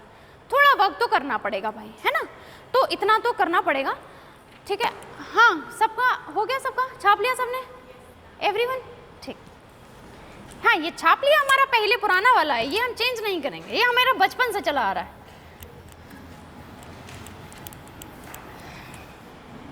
इसको भारत हम तो मिटा चुके, इसका एक फोटो ले लेते हैं, ग्रुप में डाल देते, जो न्यू बच्चे आज नहीं आए उनको बार बार सिलेबस में पढ़ाया नहीं जाएगा, ये हो जाता है ना।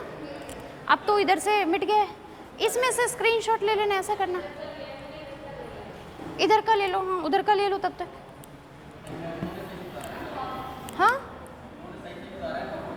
हाँ, कॉपी से लेके डाल, मतलब डाल देना, मतलब ये है कि सिलेबस सभी को मिल जाए, क्योंकि अभी 4 दिन बाद भी कुछ आएंगे,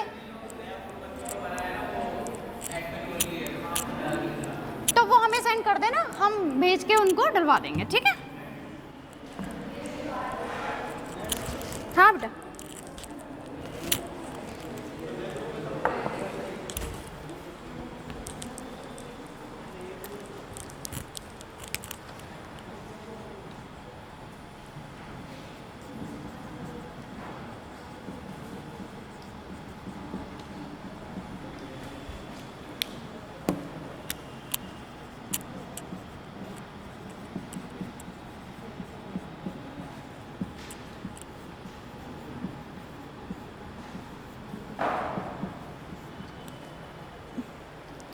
पहले तो हम बात करेंगे मृदा में कि भारत के मतलब मृदा के कितने प्रकार हैं, ठीक है। मृदा क्षरण संबंधी विषय की बात करेंगे अगर, तो मृदा क्षरण संबंधी विषय में इस टाइम पे प्रेजेंट की अभी भी बात करेंगे, रुक जाए जरा। मृदा क्षरण,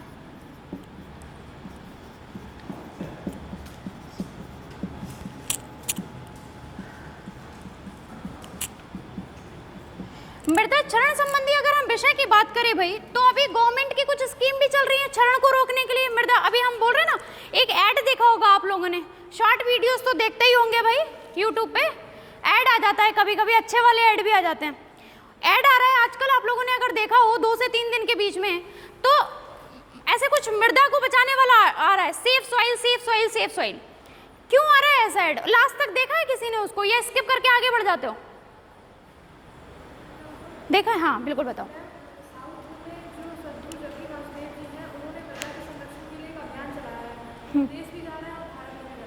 very good, clap for her,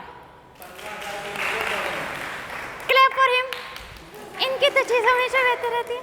ठीक है भाई, तो ये क्या था हमारा करंट, करंट से रिलेट करके चलेंगे सारी चीज़ें, जैसे जैसे हम पॉइंट पे आते जाएंगे करंट। ये अभी मैं आपको बताऊं तो सेफ सॉइल करके ये जो ऐड आ रहा है, ये आपका कोई नॉर्मल मतलब ऐड नहीं है।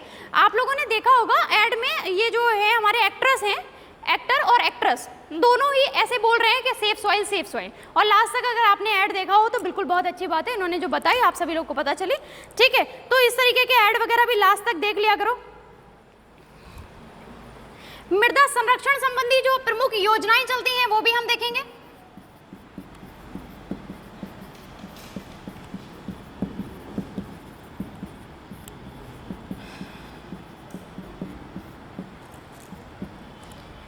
योजनाएं भी देखेंगे हम, जो भी योजनाएं मृदा के संबंधित, मतलब जो भी मृदा से संबंधित शरण वगैरह से या फिर संरक्षण के लिए जो भी योजनाएं चल रही हैं वो सारी देखेंगे।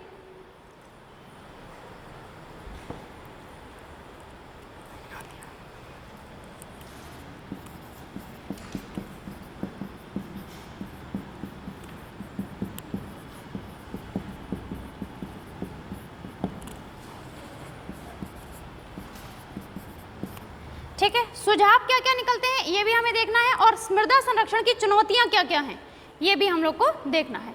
मृदा में हम ये चीजें पढ़ेंगे।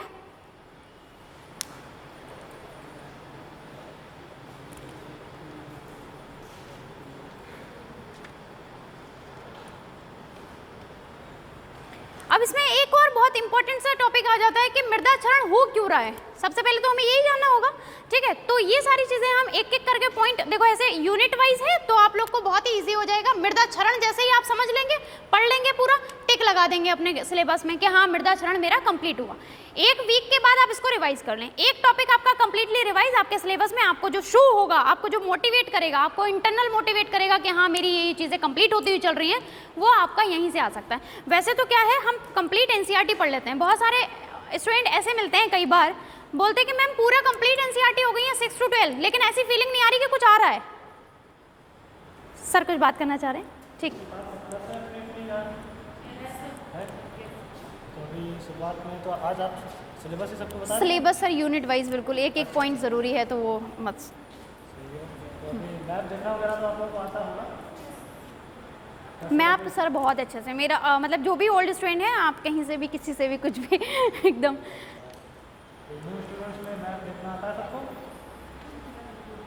न्यू स्टूडेंट सबको मैप देखना आता है, एटलस देखना आती है, एटलस में अगर कोई कुछ पूछे तो ठीक है। थोड़ा सा उसको देख लीजिए। अभी सैटरडे में हम आते हैं, उस दिन फिर इंडिया का मैप थोड़ा आप लोग ढंग से पढ़ के आइएगा, जैसे पॉलिटिकल मैप। अभी उसके अलावा तो फॉरेस्ट है, सब चीज़ें कुछ सिर्फ लोकेशन किसी कहाँ है, टॉपिक ऑफ कैंसर और सब चीज़ों के कुछ रिलेट में, सिटीज़ की location, north to south, east to west question पूछे ही जाते हैं, उनको अरेंज कर दो। तो ऐसे क्वेश्चन कुछ थोड़ा बहुत आप लोग प्रैक्टिस करके आइएगा, ठीक है। बाकी आप लोगों का व्हाट्सएप ग्रुप बना हुआ ही है, उसमें भी जैसा आप लोगों को कुछ क्वेश्चंस मिल रहे हैं, आपस में डिस्कशन उसमें करते रहिए, जितना पढ़ाई से रिलेटेड चीज़ें, फालतू के डिस्कशंस नहीं। उसमें एक जिसको जो नॉलेज है आपस में एक दूसरे से जो भी क्वेश्चंस है पूछते रहिए। कुछ क्वेरी जो नहीं सॉल्व हो रही होंगी, हम भी ऐड हैं उसमें, मैडम भी अभी ऐड हैं। नहीं सर मैं ऐड नहीं हूँ अभी, मैं बोल दूंगी आज सर से ऐड करने के लिए, शायद एडमिन करा दिया जाएगा, या अगर आप लोग चाहिए तो सब्जेक्ट वाइज ग्रुप अलग से बनवा दिया जाए सारे सब्जेक्ट का, या फिर जो कॉमन ग्रुप है उसी में चलने दिया जाएगा। सर सब्जेक्ट वाइज वैसे है, मेरा तो बना हुआ है, हिस्ट्री वालों सर का भी बना हुआ है। तो हमारा क्या है कि बच्चे जो प्रीवियस ईयर के क्वेश्चंस वगैरह हैं, कोई एक सर्च करता है तो वो सारे उसमें डाल देते हैं, बाकी सब लोग अपना कर लेते हैं। बिल्कुल राइट सर, बिल्कुल भी करवा देंगे, श्योर सर, वाई नॉट। कोई भी प्रॉब्लम हो उसमें भी आप डालते हैं। हेमंत सर वैसे ऐड है हमारे वाले ग्रुप में, हेमंत सर। ठीक है, बाकी किसी को कोई भी दिक्कत हो हमारे ऑफिस आ जाइए, पूछ लीजिए। और जितने भी लोग पेपर अभी दे ही रहे हैं, आप इस बार आपने दिया ही है अभी, तो आपके चांसेस अभी लग ही रहे हैं, सही है। तो आप मेंस के लिए लगे रहिए, और भी कोई जानकारी चाहिए हो या जो भी आप आ जाइएगा, मिल लीजिएगा। बाकी और किसी को कुछ भी पूछना हो बेशक हमारे पास आइए, हम ऑर्डर कर देंगे। अगर वहाँ पे हम नहीं अवेलेबल लग रहे हैं तो मेरा नंबर अभी आप लोगों के पास नहीं होगा, नोट कर लीजिए। कोई भी ले लीजिए।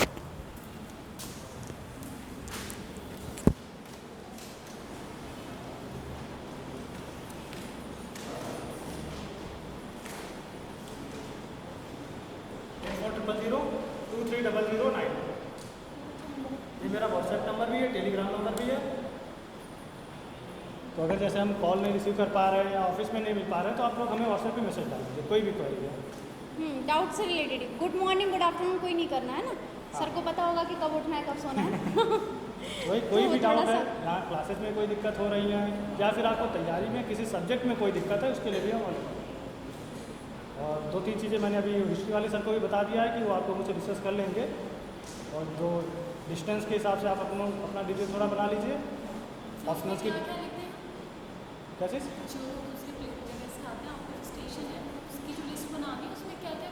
उसमें देखिए, आप लोग अपना नाम, आप कहाँ से आते हैं, और यहाँ से उस वहाँ की डिस्टेंस लगभग कितनी है, ये 3 चीज़ें रहेंगी। गर्ल्स की अलग, बॉयज़ का अलग डिटेल्स है। और ऑप्शनल्स का अपना एक डिटेल बना लीजिए कि अगर ऑप्शनल्स में हमारे पास किसी ऑप्शनल में 10-12 बच्चे हो जा रहे हैं तो उनके लिए हम कोशिश करेंगे कि एक नया ऑप्शनल की क्लास चालू कर दी जाए। ऐसे की चल ही रही है लगातार, ऐसे की तो चल ही रही है ना, डीएम सर चल अब जैसे मतलब पढ़ाई रहे हैं ऐसे की। 1 ही 2 बच्चे हैं तो उसमें नया टीचर हमें अपॉइंट कर एथिक्स और ऐसे एथिक्स पे आ गए। ठीक है, लेकिन जैसे एक ही बच्चा होगा किसी ऑप्शनल का, या सिंपल जैसे मेरा खुद का हुआ जियोलॉजी, इसके ऑप्शनल वाले कहीं कहीं नहीं होते हैं, तो हमारे लिए पर्सनली टीचर को अपॉइंट करना वो नहीं हो पाएगा। लेकिन जहाँ पे बच्चे ज़्यादा है वहाँ कैसे करा दिया जाएगा।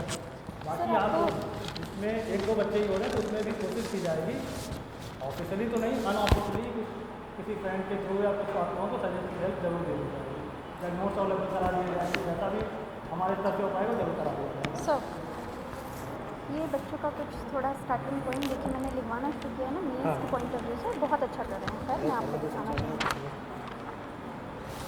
अभी इन्वायरमेंट पढ़ा रही थी ना लास्ट सेशन में, ये कंप्लीट कराया है तो उससे रिलेटेड वैसे अभी ये सब चेक करने के लिए रखा हुआ है। नहीं सही, अच्छा लिख रहे हैं। हाँ अच्छा बस कर रहे हैं, थोड़ा मतलब सा ग्राफिकल भी कर रहे हैं चीज़ों, तो ये ज़रूरी होता है। ये तो खैर मैंने चीज़ें क्लियर भी की थी, बताई थी, तो उस हिसाब से करें तो अच्छा है। मतलब बढ़िया है। डेली आपको जैसे जिनको थोड़ा बहुत नॉलेज हो गई है तो थोड़ा थोड़ा आंसर राइटिंग आप अभी से स्टार्ट कर सकते हैं, जिनको नॉलेज है थोड़ी बहुत। ये ज़रूरी नहीं है कि आप सोचें कि मेंस आएगा तब हम लिखेंगे, या अभी हमें नॉलेज नहीं है तो हम क्या लिख पाएंगे। हर चीज़ के बारे में आपको हो सकता है 1-2 पॉइंट कुछ तो नॉलेज होगा ही। एग्जाम में सारे क्वेश्चंस आपके पढ़े हुए नहीं आएंगे, वहाँ पे होगा कि हो सकता है कुछ क्वेश्चन पे आपको 1 ही 2 पॉइंट आ रहे हैं, तब भी आपको उस आंसर्स को कैसे लिखें कि मैक्सिमम मार्क्स गेन कर सकें, तो उसकी प्रैक्टिस आपकी अभी होगी। धीरे धीरे कुछ ना कुछ आप करना स्टार्ट कीजिए। बाकी अच्छा लिख रहा है, किसने लिखा है? सर ये नाम पढ़ा है शिवांगी दीक्षित। दीक्षित यस। काफ़ी अच्छा है, आपने इसमें फिगर्स भी यूज कर रही हैं और बाकी राइटिंग सारे भी बच्चों काफ़ी ने अच्छी किया है, है सर, सारे क्लियर लिख रही एप्रिशिएटेड हैं, है। नंबर्स देंगे। हाँ बाकी वर्ड लिमिट थोड़ा सा हमें ज़्यादा लग रही है, हाँ हाँ तो उसकी आपको मेहनत करनी पड़ेगी। ये बच्चे ने लिखा है, नहीं अच्छा करे, अप्रिशिएटेड हाँ है। नहीं, अभी सभी वही का। शुरुआत है तो काफ़ी अच्छा है आप लोगों का। धीरे धीरे और चीज़ें अच्छी होंगी। ऐसे ही जितना ज़्यादा आप आंसर राइटिंग करेंगे उतना ही अच्छा आपका मार्क्स आते रहेंगे। विपिन वर्मा, वेलकम। अच्छा थोड़ी बहुत तो आप जानते ही होंगे हैं।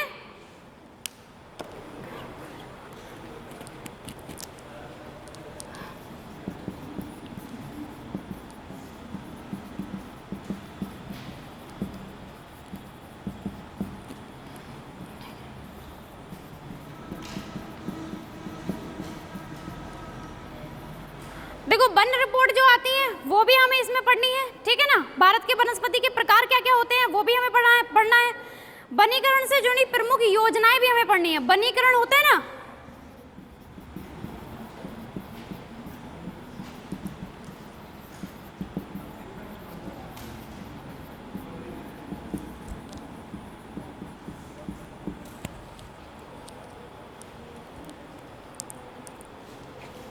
चुनौतियां और सुझाव भी देखेंगे हम।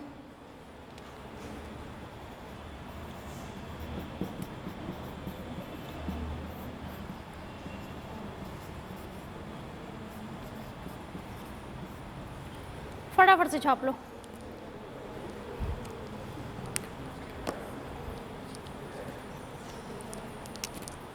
नीचे लिख दें क्या? यहाँ लिख देते हैं एक।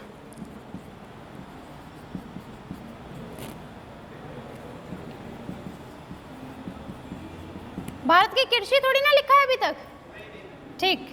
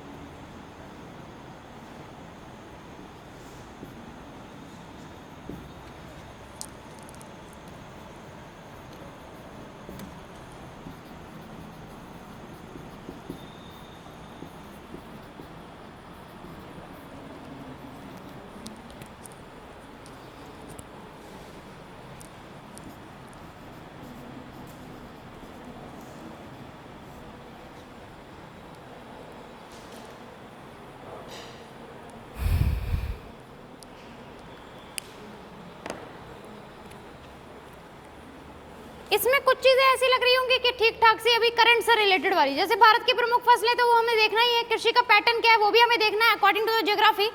अब हमें अगर यहाँ देखें तो हम भारत की कृषि से संबंधित प्रमुख चुनौतियाँ वो भी हम ज्योग्राफी के अकॉर्डिंग डिस्कस करेंगे थोड़ा सा। उसके बाद कृषि से संबंध में प्रमुख सरकारी प्रयास, ये सरकारी प्रयास मतलब समझ रहे हैं ना, करंट से रिलेटेड हो जाता है पूरा। जैसे कि अभी क्या हो रहा है, सभी कृषक कोई है यहाँ पे, मतलब कोई है यहाँ पे? देखो हम तो हैं, कोई है कि नहीं है ना? फार्मर का बच्चा बच्ची है, कोई है? सही है। तो भाई ये देखो, हाँ सुनो, आपके खातों में भाई 2-2 हज़ार रुपए आ रहे होंगे, मम्मी पापा के खाते में 2-2 हज़ार रुपए आ रहे हैं। ये कृषि में लगाने के लिए कुछ मतलब खाद वाद लगाने के लिए या समथिंग जो भी आप मतलब उर्वरक के लिए यूज कर सकते हैं, ठीक है? उर्वरक, कृषि की उर्वरकता के लिए आप यूज कर सकते हैं ये 2,000 रुपए, ठीक है? तो जिसके भी मतलब जमीन अगर मतलब आपके नाम है तो उसके खाते में ये आ रहे हैं। तो ये क्या है, एक तरीके से सरकारी प्रयास ही तो है, सरकार प्रयास ही तो कर रही है। ऐसे अलग अलग योजनाएं और अलग अलग चीजें देखने को मिलती रहती हैं आपको करंट से रिलेटेड, तो वो सब हम इसमें देखेंगे, ठीक है?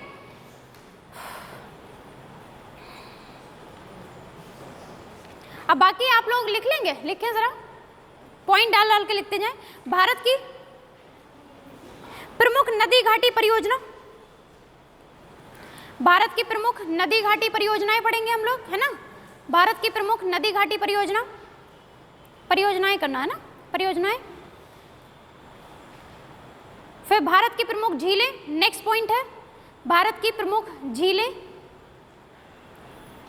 प्रमुख झीलें, लेक, झीलें, ठीक है?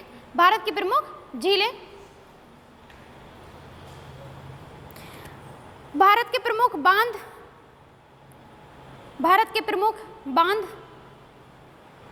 कब बने, क्यों बने, कैसे बने, ठीक है? सारा कुछ देखेंगे। प्रमुख बांध,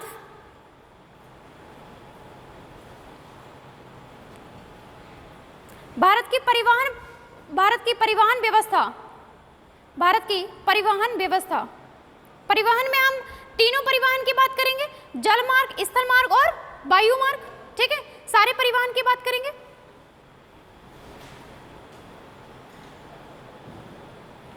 परिवहन के मतलब समझ रहे हैं ना, NH हम बोलते हैं ना NH4, NH24, या फिर हम बोलते हैं एक GT रोड। GT रोड किसे बोलते हैं? Grand truck road. कौन से को मिलाता है? NH1 को NH2 से मिला देते हैं तो हम उसी को क्या बोलते हैं? GT रोड बोलते हैं, ठीक है ना। तो आप लोगों ने ऐसे बड़े बड़े कुछ ना कुछ थोड़ा सा करना पड़ेगा, देखो करना खुद से भी कुछ ना कुछ पड़ेगा, टीचर सारा कुछ नहीं पढ़ाएगा।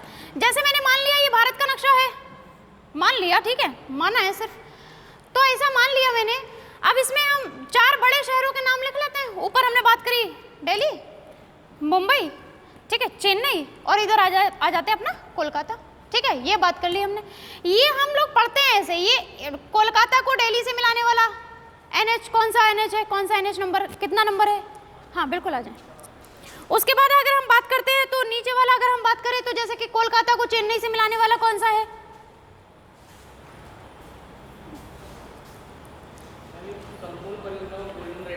हाँ वो तो कहते हैं। देखो हमने जो याद किया था एक टाइम पे 8246, हमें अभी भी याद है 8246, ऐसे करके चतुर्भुज बना करके याद कर, ऐसे बहुत सारी चीजें याद कर रखी है, ऐसे ऐसे करके मिला करके करना पड़ता है। दिल्ली को मुंबई से जोड़ता है NH8, मुंबई को मतलब चेन्नई से जोड़ता है NH4, उसके बाद हमारा चेन्नई को कोलकाता से जोड़ता है NH6 और कोलकाता को दिल्ली से जोड़ता है NH2, दैट मीन्स 8246, बस ऐसे करके। अब इसको पूरे को क्या बोलते हैं? ये जो चतुर्भुज बन रहा है हमारा, बड़े बड़े क्या चतुर्भुज, हाँ बोलो, स्वर्णिम चतुर्भुज, ठीक, वेरी गुड, स्वर्णिम चतुर्भुज बोलते हैं, बिल्कुल सही बात है, ये हम बोलते हैं। ऐसा कई बार शब्दावली में देखने को आपको UPSC में मिलेगा, वैसे तो नहीं मिलता है, इतना बड़ी चीज तो नहीं पूछेगा, बिल्कुल रखी रखा है, ये सबको पता होता है। थोड़ा जैसे सर अभी बोल के गए ना कि आप बड़ी बड़ी सिटीज को क्या करना, मतलब ऑर्डर में लगाना कि ऊपर से नीचे कौन जाता है, नीचे से ऊपर कौन जाता है, ऐसे करके मे भी वो पूछे। ऐसे UPSC ने भी पूछा था ना इस बार एक क्वेश्चन, पूछता रहता है भाई। अब ऐसे क्या बोलता है कि मानक समय रेखा सभी को पता है ना इंडिया की क्या है? 82.5, कोई तो बोलो कि हाँ 82.5, ठीक है ना। तो जैसे कि 82.5, अब इसमें क्या करता है कि 4 आपको देगा, वो सिटीज के नाम देता है, 4 बड़ी सिटी के नाम दे देगा, ठीक है। मान लेते हैं लखनऊ दिया है उसने, और उसने बोल दिया है कि इसके पूर्व में कौन है, 4 दिया है उसने और इसमें बोला है इसमें पूर्व में कौन है, समांतर मानक समय रेखा के पूर्व में कौन है। 4 बड़ी सिटी देगा, लखनऊ दे देगा, मान लेते हैं लखनऊ दिया है उसने कोलकाता दिया, हम सॉरी मान रहे हैं, सिर्फ सिंपल वाले ले रहे हैं, आप जो बता पाएंगे वही ले रहे हैं, बिल्कुल वही उठा के लल्लू टाइप क्वेश्चन। कोलकाता ले लिया है उसने, ठीक है। बाकी हम बात कर लेते हैं कि उसने गुजरात का कोई एक शहर का नाम बोलो, गांधीनगर ले लिया उसने, एक मान लेते हैं गांधीनगर ले लिया, एक कोई और मान लो भाई मुंबई ले लिया है उसने, गांधीनगर और मुंबई। तो भाई पूर्व में कौन आता है आप बता पाएंगे ना? कोलकाता आता है भाई। ऐसे वाले क्वेश्चन पूछता है, भर भर के UPSC पूछता है, इसके मूड के ऊपर डिपेंड है। अगर ऐसे वाले क्वेश्चन आएंगे 2-3 भी आ जाएंगे, क्योंकि विश्व से भी आ जाते हैं ऐसे वाले, एक ही मतलब पूछ लेता है एक ही अक्षांश पे कौन कौन से शहर हैं। उधर वो जापान के कोई शहर दे देगा जिसके बारे में हमने कभी सुना भी नहीं होगा, इधर इंडिया का कोई शहर दे देगा और बोलेगा क्या एक ही मतलब अक्षांश रेखा पर है, ऐसा ऐसा बोलता है। ये विश्व वाले में हम पढ़ेंगे, चलो कोई नहीं। अब देखो बोल क्या रहे थे हम, हाँ ये जो हम पढ़ा रहे थे लास्ट में जो हमने पॉइंट लिखवाया है, क्या लिखवाया है भाई? परिवहन की बात की है। तो परिवहन को हमें याद करने के लिए थोड़ा बहुत अपने आप से कुछ ना कुछ करना पड़ेगा आप लोग को, इस तरीके से आप चीज़ें याद कर सकते हैं। बाकी सारी चीज़ें हम पढ़ाएंगे, आपको सब कुछ पढ़ाएंगे, बताते भी चलेंगे कैसे कैसे करके हमने याद किया था या क्या याद करने का तरीका हो सकता है। आप लोग की शक्लें देख देख के भी नई नई चीज़ें आती है ना दिमाग में, लगता है चलो ऐसी शक्ल है, अच्छा ऐसे करके भी याद कर सकते हैं भाई, है कि नहीं? ऐसा नहीं है, मतलब ये है कि सामने जब बैठे होते हैं बहुत सारे लोग, आप लोगों में से कुछ चीज़ें निकलती हैं, कुछ हमारे पास से निकलती हैं, तो मिक्स करके भी कुछ नया पैटर्न बन जाता है, ठीक है ना। तो ये पैटर्न तो हम लोग हमेशा बनाते चलते हैं, कोई दिक्कत वाली बात नहीं। नेक्स्ट और लिखो भारत के प्रमुख उद्योग, है ना, भारत के प्रमुख उद्योग। नेक्स्ट पॉइंट लिख लें, जैसे कि सीमेंट होता है, कोयला, स्टील, ऊर्जा प्लांट, ये सब चीज़ें उद्योग के बारे में बात करेंगे हम, ठीक है।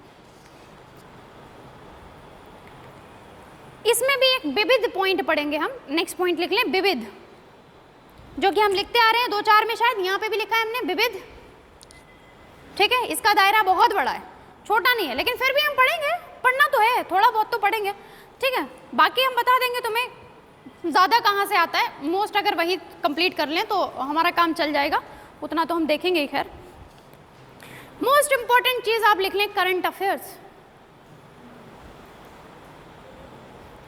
ठीक है, पूरे यूपीएससी का ताज है ये, ठीक है।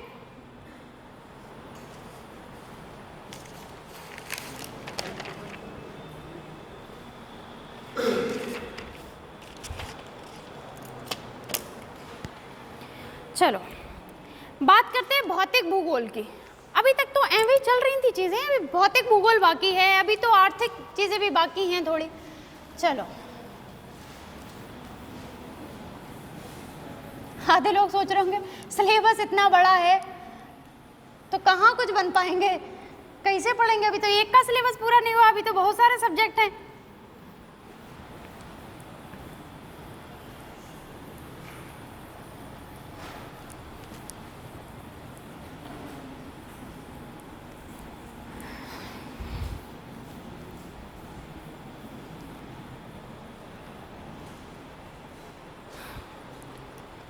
भौतिक भूगोल के बारे में तो देखो, जिनके फेस पे थोड़ा सा डर दिखाई दे रहा है वो उनको थोड़ा सा हम क्लियर कर दें चीज़ें।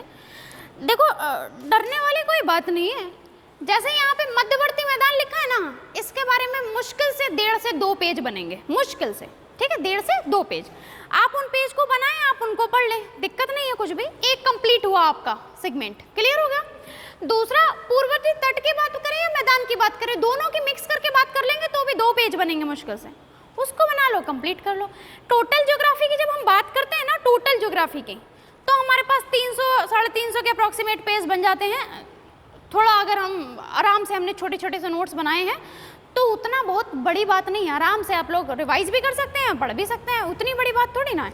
पढ़ सकते हैं कि नहीं पढ़ सकते हैं, लोग तो बस ऐसे ही दिमाग लगाते रहते हैं। चलो भौतिक भूगोल की अगर हम बात करें तो भौतिक भूगोल में सबसे पहली बात हम थोड़ी सी बात कर लेते हैं। सबसे पहले हम क्या क्या पढ़ते हैं, देखो भौतिक भूगोल में जिस पे हम बैठे हुए हैं क्या है ये, भूखंड, जिसमें हम किसकी बात करेंगे, महाद्वीप की। कितने महाद्वीप अपने पास, अपने पास ही नहीं है, अपने पास तो एक पे जरा से लटके पड़े हम नीचे को, है कि नहीं है। तो टोटल अगर हम वर्ल्ड की बात करें तो कितने महाद्वीप, 7, ठीक है। 7 महाद्वीप में अपना वाला कौन सा है भाई, एशिया, सबसे बड़ा महाद्वीप है, सबसे महान हम ही लोग हैं, ठीक है। उसके बाद हम बात करेंगे भूगर्भिक में या भौगोलिक में बात करें तो हम महासागर की, टोटल महासागर कितने, 5। अपना वाला कौन सा, हिंद महासागर, हमारे नाम पे पड़ा है, एकमात्र देश जिसका नाम क्या, जिसके नाम पर क्या है, किसी महासागर का नाम है, ठीक है। हम लोग हमेशा से महान रहे हैं, आप लोग मानो या मत मानो, मानना चाहिए हम लोग महान हैं, ठीक है ना। तो ये हो गया। उसके बाद अगर हम भौगोलिक संरचना की बात कर रहे हैं, एक तो हमने मेन इंपॉर्टेंट चीज पढ़ी क्या भाई, एक तो हमारा क्या था, महाद्वीप, दूसरा हमारा क्या थे, महासागर। ये इससे हमारा, हमें लग रहा है कि पूरा जो हमारा गोला है ना पृथ्वी, उसकी चीजें कंप्लीट हुई जैसे कि। अब हम बात करते हैं इसमें ऊपर जाए हम, क्लाइमेटोलॉजी भी तो है कि नहीं है, अरे मतलब क्या बोलते हैं,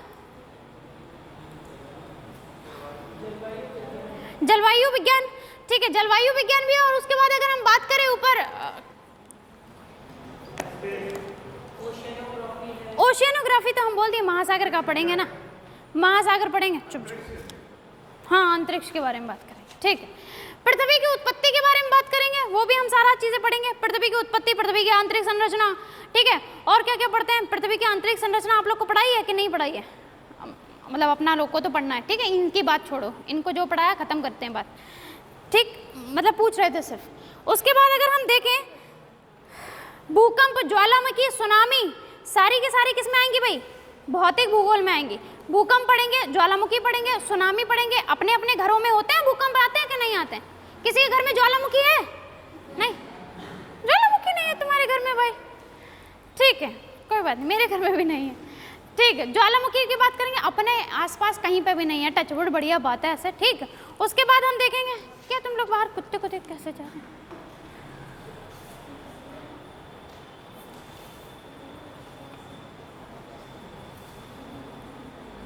राम सिंह, क्या हवलदारों वाली हरकतें करते हो कभी कभी, कुछ नहीं है, चलो ठीक है। भू आकृति विज्ञान पढ़ेंगे, सबसे इंपॉर्टेंट चीज है, ठीक है, भू आकृति विज्ञान पढ़ लेंगे। उसके बाद जलवायु विज्ञान पढ़ेंगे। जलवायु में देखिए हम क्या क्या पढ़ेंगे, ताप पढ़ेंगे, दाब पढ़ेंगे। ताप हम क्या करते हैं, पृथ्वी के अंदर जाने पर ताप भी बढ़ता है, पृथ्वी के अंदर जाने पर दाब भी बढ़ता है, ठीक है ना। पृथ्वी की आंतरिक संरचना को हम देखते हैं तो कैसा है भाई, लिक्विड है अंदर, ठीक है, कैसा है, लिक्विड है। तो पृथ्वी की आंतरिक संरचना पढ़ेंगे। और उसके बाद हम बात करें वायु राशि एवं वाताग्र। वायु राशि और वाताग्र क्या होता है? वायु राशि समझ में आ रहा है? वायु दाब की जो पेटियां बनती हैं वो वायु राशि होती है। वाताग्र की बात अभी अभी समझा देते हैं, थोड़ा सा समझ लीजिए।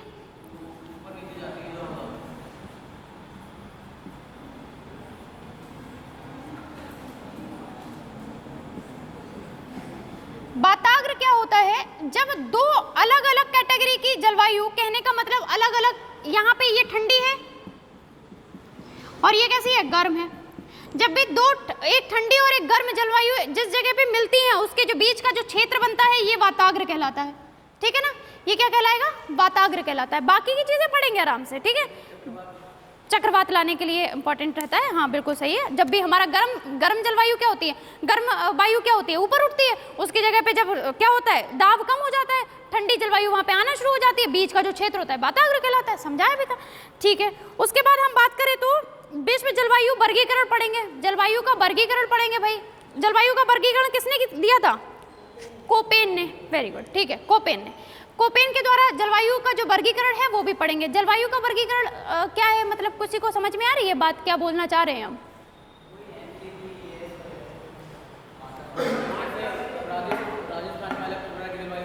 हाँ, जलवायु का वर्गीकरण पढ़ेंगे पूरा हम। पहले तो अपना गोला बनाएंगे, ये अपना 0 डिग्री है, ये कितना है भाई 23, ये कितना है भाई 66.5, नीचे भी हम बात करते हैं 23.5, उसके नीचे हम बात करते हैं 66.5। तो यहाँ से यहाँ तक ये कौन सी उष्ण जलवायु मिलती है। उसके बाद यहाँ पर हमारी कौन सी मिलती है भाई, शीतोष्ण जलवायु मिलती है, और सबसे ऊपर हमारी शीत जलवायु मिलती है। यहाँ पे भी शीतोष्ण मिलेगी, यहाँ पे शीतोष्ण मिलती है, यहाँ शीतोष्ण मिलती है, यहाँ पे शीत मिलेगी, यहाँ पे भी शीत मिलती है। ध्रुवीय क्षेत्र हैं ये, ठीक है। बीच में दोनों अगर हम बात करें 0 से 23.5 उत्तरी और 0 से 23.5 दक्षिणी, दोनों में हमारी कौन सी होती है, उष्ण जलवायु होती है। तो ये जलवायु का वर्गीकरण हम पढ़ेंगे, कोपेन ने दिया था, कोपेन साहब ने, उनका हम पढ़ेंगे, आराम से पढ़ेंगे, कोई दिक्कत वाली बात नहीं। हम समझा रहे थे कि ये समझ में आ रहा है कि हम जो बोल रहे हैं, ठीक। उसके बाद समुद्र विज्ञान की बात करेंगे। समुद्र विज्ञान में अगर हम बात करें, महासागरों का ताप एंड दाब की बात करेंगे। महासागरों का ताप एंड दाब। अब महासागरों का किसी को लग रहा होगा पानी में भी कोई ताप और दाब होता है क्या? होता है भाई, ठीक है ना, होता है। ताप और दाब की बात करेंगे। महासागरीय धाराओं की बात करेंगे। दो तरीके की महासागरीय धाराएं होती हैं, एक तो गर्म धारा और एक ठंडी धारा, सुना भी होगा कभी कभी, है ना। उसके बाद महासागरीय निक्षेप की बात करेंगे। महासागरीय निक्षेप से हमारा क्या बन गया है भाई, हिमालय बन गया है ना। तो महासागरीय निक्षेप बहुत ही इंपॉर्टेंट चीज है, इससे क्वेश्चंस बनते हैं। यूपीएससी एक ना एक साल के बाद अल्टरनेट टाइम पे क्वेश्चन पूछता है, ठीक है ना। तो महासागर से मतलब जैसे ओशियोनोग्राफी जिसे हम बोलते हैं, यहाँ से क्वेश्चन बन जाता है। उसके बाद अगर हम बात करें ज्वार भाटा, ठीक है, तरंगे बात करते हैं, तरंग और ज्वार भाटा दो अलग अलग चीजें हैं। आप जब महासागर के किसी के पास खड़े हुए हैं तो आपको तरंगे दिखाई देती हैं कि ज्वार भाटा दिखाई देता है? जो ऐसे लहर रही है वो तरंगे होती हैं कि ज्वार भाटा होता है? तरंगे होती हैं। ज्वार भाटा क्या होता है, 6 घंटे के अंतराल पे आता है, 6 घंटे के अंतराल में आता है। दैट मीन्स होता है एक दिन में हमारा 2 बार ज्वार भाटा आ जाता है। तो ज्वार भाटा होता क्या है, समुद्र के मतलब स्तर में बढ़ोतरी को क्या बोलते हैं हम, ज्वार और भाटा बोलते हैं। बढ़ोतरी को क्या बोलेंगे, ज्वार बोलेंगे। घट जाता है तो घटोतरी को हम क्या बोलते हैं, भाटा बोलते हैं, ठीक है ना। तो वो होता है ज्वार भाटा, वो भी हम पढ़ेंगे, वो हम पूरा समझेंगे संरचना, वो चंद्रमा के आसपास की संरचना से ज्वार भाटा आता है, वो चीज, ठीक है। उसके बाद हम बात करते हैं समुद्री संसाधन। समुद्र में जो संसाधन है वो बहुत ही इंपॉर्टेंट है, हम उनकी बात करेंगे, है ना। समुद्र में क्या क्या संसाधन मिलते हैं हमें, देखो फिशिंग भी हमारा एक संसाधन का काम करता है, जिससे कि हम बहुत सारी फिशिंग की अगर हम बात करें तो इससे हमारा एक तो हम देखते हैं कि इकोनॉमिकल थोड़ा सा सेक्टर मतलब ये क्या होता है, इंक्रीज होता है। दूसरा हम अगर संसाधन की बात करें, समुद्री संसाधन की, तो देखा होगा आप लोगों ने कोरल रीफ, मूंगा चट्टाने, लोग कहते हैं कि मूंगा चट्टान इस उली में पहनो तो पॉजिटिविटी आती है। दैट मीन समझ रहे हो भाई, अगर ओरिजिनल मूंगा चट्टान कोई लाके बेचने लगे तो हम लोग कहेंगे लाख रुपए में दे दो, लेकिन हमें दे दो, हमें पॉजिटिविटी की बहुत जरूरत है, खुद तो सारे नेगेटिविटी भर रखी है हम लोगों ने अपने अंदर, पॉजिटिविटी की जरूरत पड़ती है कि नहीं पड़ती है? कभी कभी खुद बैठ के सोचते हैं हम इतने नेगेटिव काहे हैं, है कि नहीं? तो ये हमारी दिक्कतें हैं। तो मूंगा चट्टान, मूंगा बहुत महंगा बिकता है, मूंगा चट्टान, लक्षद्वीप अपना मूंगा चट्टान से बना है, ये हमारा संसाधन ही तो है। ऐसे हमें बहुत सारे संसाधन मिलते हैं समुद्र में, जैसे मुंबई हाई किसके लिए? पेट्रोलियम के लिए जाना जाता है। मुंबई हाई किसके लिए जाना जाता है भाई? पेट्रोलियम के लिए। तो पेट्रोलियम आप अपना लोग के लिए कितना अच्छा संसाधन है कि नहीं है? है ना, इंपॉर्टेंट है हमारे लिए, नहीं है? अभी कहा जा रहा है कि पेट्रोल की कमी होने वाली है इंडिया में, बाहर के लोग पेट्रोल नहीं दे रहे हम लोग को, दिक्कतें होने बढ़ने वाली हैं। टंकी फुल करा लेना जिसके पास भी स्कूटी हो भाई, सजेशन था ये, ठीक? ऐसा करंट में चल रहा है, ठीक है ना? तो ये क्या है, हमारे पास अपना पेट्रोल होता तो हम क्यों किसी से मांगते? मत दे, भाग भाग, हमें क्या चाहिए? हमें नहीं चाहिए, हम अपना देख लेंगे भाई, हम अपना निकालेंगे, अपना संसाधन लगा लेंगे, कुछ कर लेंगे, निकाल लेंगे। लेकिन हमारे पास है नहीं तो हम क्या कर सकते हैं? कुछ नहीं कर सकते अभी, ठीक है? महंगा देगा, महंगा लेना पड़ेगा। तो ये सारी दिक्कतें हमारे साथ रहती हैं भाई। तो ये हमारा कंप्लीट हो गया। और एक मेन इंपॉर्टेंट चीज़ जो ज्योग्राफी का हार्ट है वो है मैपिंग, जो हम मैपिंग भी सीखेंगे। तो मैपिंग आप लोग कहेंगे स्टार्टिंग में तो स्टार्टिंग में सिखा देंगे, आप लोग कहेंगे लास्ट में तो लास्ट में सिखा देंगे, ठीक है ना? उसके साथ साथ हम लास्ट में एक चीज़ पढ़ते हैं जिसको हम बोलते हैं विश्व भूगोल। विश्व भूगोल में अगर हम देखें प्रीलिम्स के अकॉर्डिंग तो विश्व के भूगोल में सिर्फ हम इतनी चीज़ें पढ़ेंगे, भैया रुक जाओ यहीं पे, विश्व के भूगोल में हम सिर्फ इतनी चीज़ें पढ़ेंगे, देखो कि कौन सी जो अक्षांश रेखा है कहाँ से गुजर रही है, कौन सी देशांतर रेखा कहाँ से गुजर रही है, ठीक है ना? अगर हम देखें तो हमारे पास से हम जो आयात और निर्यात करते हैं वो कौन से वाटरवेज से जाता है, हम विश्व भूगोल के साथ सिर्फ इतना ही पढ़ेंगे, चीज़ें ज़्यादा नहीं पढ़ेंगे। अच्छा, बड़ी बड़ी कंट्रीज या फिर कोई भी नदी निकल रही है तो वो कौन कौन सी राजधानियों से होकर के गुजर जाती है, या फिर हम बात करें बड़ी बड़ी नदी तंत्र जो भी होंगे, जिस मतलब कॉन्टिनेंट के मतलब महाद्वीप के जो नदी तंत्र होंगे वो पढ़ेंगे, मेन इंपॉर्टेंट वाले। पर्वत पहाड़ पढ़ेंगे इंपॉर्टेंट वाले, ज़्यादा मतलब नहीं पढ़ना है हमें, जितना इंडिया में पढ़ना है उतना नहीं पढ़ना। मैपिंग में अगर हम अक्षांश देशांतर अच्छे अच्छे कंट्रीज, मतलब बड़ी बड़ी कंट्रीज, अच्छी तो सारी कंट्रीज होती हैं, बड़ी बड़ी कंट्रीज के साथ अगर हम थोड़ा सा इसको बनाना सीख गए तो एक से दो क्वेश्चन ऐसे वाले मैपिंग के पूछता है वो, जो इंडिया और कई बार मतलब वर्ल्ड को क्या करता है, कनेक्ट कर देता है। कई बार ओनली वर्ल्ड से पूछा है उसने, ठीक है ना? तो इस तरीके के क्वेश्चंस पूछता रहता है। जैसे उसने कई बार ऐसे क्वेश्चन पूछता है, इस बार पूछा था जो वो क्वेश्चन क्या था भाई, अफगानिस्तान से कौन कौन से सेंट्रल एशिया के राज्य वो देश बाउंड्री अपनी लगाते हैं, तो बाउंड्री लगाने वाले राज्यों से कई बार ऐसे क्वेश्चंस बनते हैं भाई। तो ये क्वेश्चन बहुत इंपॉर्टेंट होते हैं, ये हमें देखना पड़ेंगे। कई बार ऐसा पूछ लेगा कि मेडिटेरियन सी, जिसको हम भूमध्य सागर बोलते हैं, तो भूमध्य सागर से कौन कौन से देश अपनी बाउंड्री लगाते हैं, कौन से नहीं लगाते हैं। कई बार पूछेगा लैंडलॉक कंट्रीज कौन सी हैं, लैंडलॉक मतलब जो चारों तरफ से भूभाग से घिरी हुई कंट्री है वो कौन सी है। तो इस तरीके की चीज़ें यहाँ से पूछी जाती है। फिलहाल इसमें ज़्यादा फोकस नहीं करना है, मोस्ट इंपॉर्टेंट हमारे लिए ये है, यहाँ से हमें ज़्यादा इंपॉर्टेंट तरीके से फोकस करना है। बाकी का सेशन आज का कंप्लीट हुआ, जो थोड़ा सा अभी रह गया है सिलेबस का पार्ट, वो नेक्स्ट क्लास में जब भी हम मिलेंगे वो कंप्लीट करा देंगे। और एक चीज़ और भाई, आप सभी लोग थोड़ा सा सच में अगर कुछ बनना है, कुछ करना है, तो ये कंटिन्यू क्लास रहे। ये नहीं है आपने शक्ल एक दिन दिखाई मुझे, हाँ मुझे याद है कि तुम हो जिंदा, और 4 दिन के बाद फिर गायब हो गए, फिर 4 दिन के बाद आ रहे हो, फिर वापस से दिख रहे हो कि हाँ अच्छा, प्रेजेंट लगाने आ जा रहे हो कि हाँ भाई अभी हम यही हैं, इसी गोले पे हैं, मंगल पे नहीं गए हैं। ऐसा नहीं करना, सही है ना? तो ये कंटिन्यू क्लास लेनी है। जिसको भी ऐसा एम बना रखा है और जिसने भी खाली फॉर्म भरा था कि रजिस्ट्रेशन हो जाएगा और बाकी टैब वेब मिलेगा, लैपटॉप मिलेगा, चुप जाओ, लैपटॉप मिलेगा कहीं प्रोजेक्टर ना मिल जाए, चुप कर जाओ। अब देखो, तो ऐसा सोच के थोड़ा सा भाई, या फिर हमें शक्ल ही ना दिखाना फिर, ठीक है? उसके बाद से हम सभी के लिए बोल रहे हैं कंटिन्यू आओ क्लास में, थोड़ा अच्छा भी लगता है, फिर एक दिन आ जाते हो। कई बार ऐसा होता है, मेरे साथ होता है, लिटरली मैं तुम्हें बता रही हूँ, मेरे साथ ऐसा होता है कि मैं पढ़ा रही हूँ, बहुत अच्छे से हमारा सेशन चल रहा होता है, कोई नया बच्चा आ गया तो फिर मुझे लगता है कि इसको पिछली बातें तो समझ में नहीं आ रही होंगी, जो मैं अभी इन लोगों से जैसे बात कर रही थी कि तुम्हें समझ में आ रहा है कि हमने ये बात की थी, तो इस तरीके से मुझे फिर लगता है कि इसको तो समझ में ही नहीं आ रहा होगा, देन मेरा फोकस उधर हो जाता है, फिर प्रॉब्लम हो जाती है जो जिसको हम पढ़ा रहे होते हैं उसको। फिर मुझे लगता है कि मैं उसको जहाँ से समझा रही हूँ उसका एटलीस्ट जो बेस पॉइंट है पीछे का प्रीवियस, वो मैं समझा दूँ, उसमें दिक्कत हो जाती है फिर सभी को। तो थोड़ा सा अपना कंटिन्यूटी बनाए रखना, स्टेबिलिटी और कंटिन्यूटी मोस्ट इंपॉर्टेंट चीज़ है। बाकी all the best guys, take care.